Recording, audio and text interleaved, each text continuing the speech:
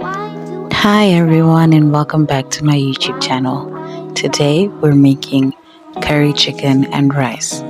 As per usual, the first thing we do is lay out all our ingredients to make sure we have everything we need to make this delicious meal. I have my spices laid out, my fresh vegetables, my fresh herbs, and my meat.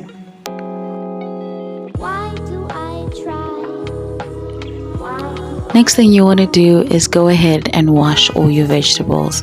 I wash one large white onion, one red bell pepper, and a handful of baby leeks.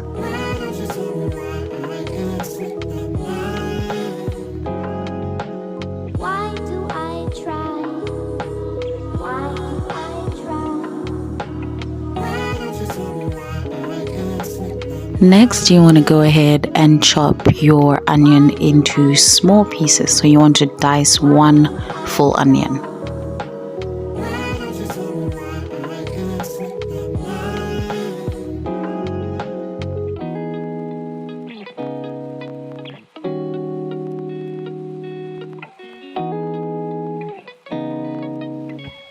Once you've finished dicing your onion, you want to put that aside and move on to the next thing.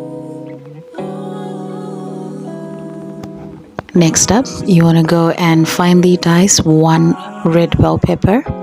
Make sure they're tiny little pieces. Make sure you cut it as small as you can because you want your onions and peppers to dissolve into your gravy rather than having them floating around and not making your gravy smooth and velvety like it should be.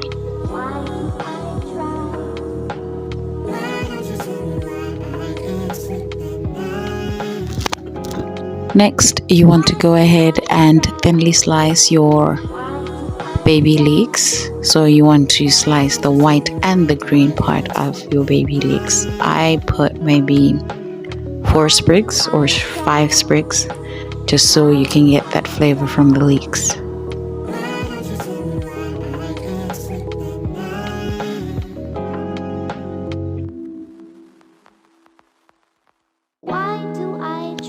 Once you're done chopping that up, put that aside and move on to the next step, which is washing your chicken and patting it dry with a paper towel. Just get any extra moisture off your chicken.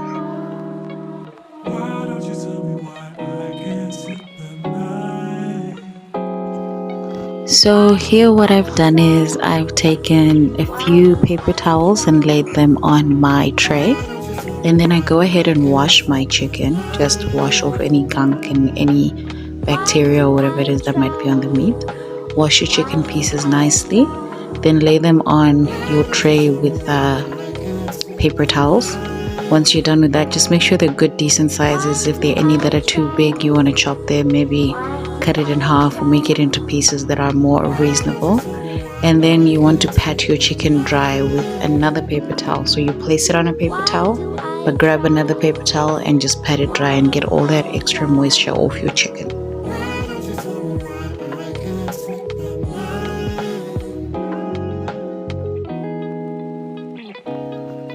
Now we get to the fun part.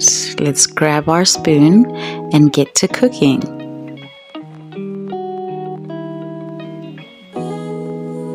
Into a large pot with hot oil, you want to add your onions, your leeks, and your bell peppers. Make sure your oil is blazing hot so you can fry up your vegetables real quick. Saute them until they're soft and slightly brown, and then we move on to the next step. Make sure you stir your vegetables around, fry them up real good, make sure they soften, make sure they get into that oil before you get to the next step.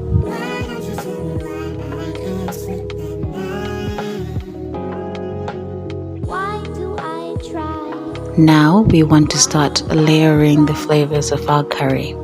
I start with 1 teaspoon of crushed garlic and ginger. Then I add 1 teaspoon of my fave, mixed herbs. To that, you also want to add 1 teaspoon of chicken spice.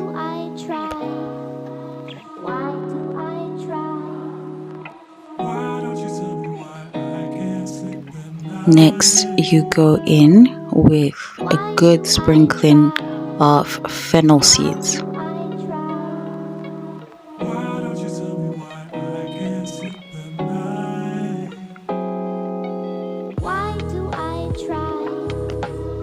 Then you want to add some dried rosemary.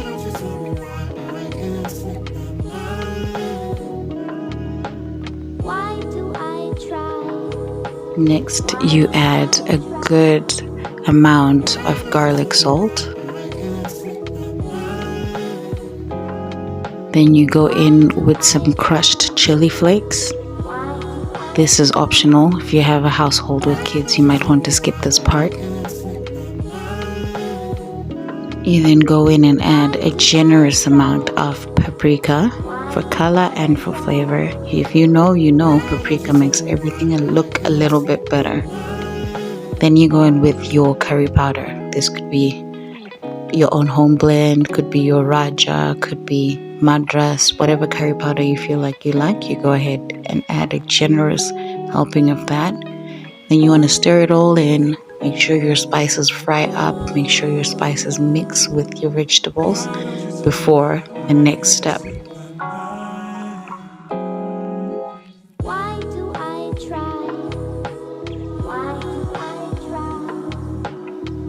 Next, you want to go ahead and add some more spices. I add a few sprigs of thyme and half a cinnamon stick to my curry.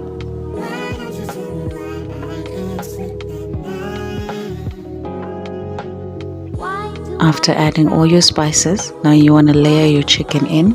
I like to go in skin side down, put all my chicken in there, and then I'm going to mix it all together. Coat your chicken with your fried spice mix. Make sure you try and fry up that chicken as much as you can. At this point, just mix it, stir it, make sure your chicken is covered with the spices. Mix and stir constantly so it doesn't burn. And you'll find that water starts coming out of your chicken. That's the water you're going to use to cook your chicken. Do not add any more water. Just stir and mix and stir and mix, and you'll find that the water that comes out of your chicken mixed together with the oils that you've been using to fry your vegetables and your spices should be plenty. So you just close that, let it cook, open it, stir it so it doesn't burn, and you continue just like that. Now, while your chicken cooks away, you want to go ahead and get started on your rice. I like to measure my rice out in cups, so I'm just going to measure my rice real quick, put it into my pot, and wash that.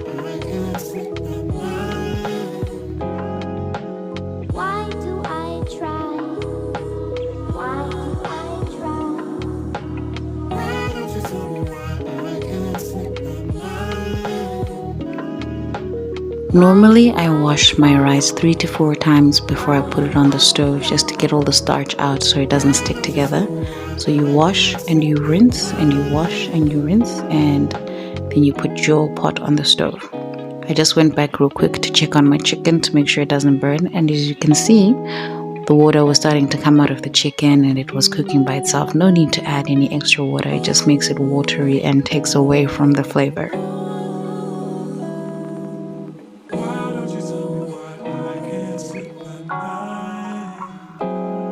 Once you feel like there's no more water coming out of your chicken, then you want to add 2 tablespoons of tomato paste, some red chili flakes, and chicken stock into a cup, and maybe put 3/4 of a cup worth of water into that. Stir it together and then pour it into your pot with your chicken and your spices and your vegetables. Next, you want to go ahead and put your rice on the stove. After you've washed it, add your water, add your salt, and add oil, and close it and let that cook. Rice is pretty basic. I'm sure we all know how to make a good pot of rice.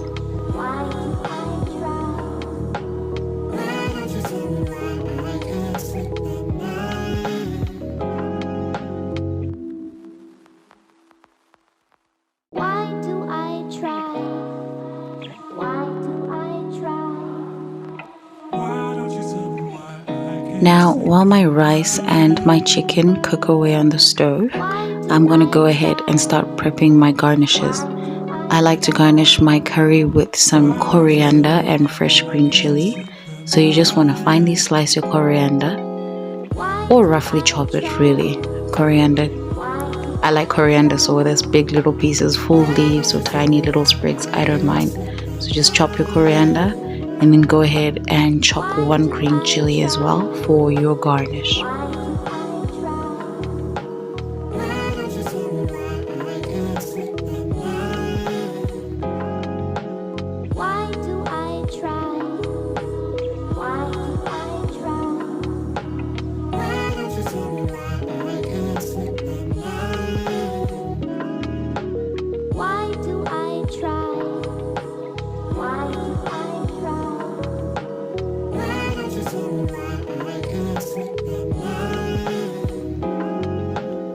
Now, as you can see, my curry's been cooking away. Everything's looking good. The sauce is coming together. You just need to let it simmer and cook until you feel like your chicken is cooked. Typically, I let mine simmer for 20 to 25 minutes so all the flavors can combine and my chicken is cooked all the way through. At this point, my rice is done and I'm ready to serve and plate up my delicious rice and chicken curry. And that's the final result with my coriander and fresh green chili garnish. You'll notice some places don't have chili. I'm the only person that likes chili in this house. But yeah, that's it.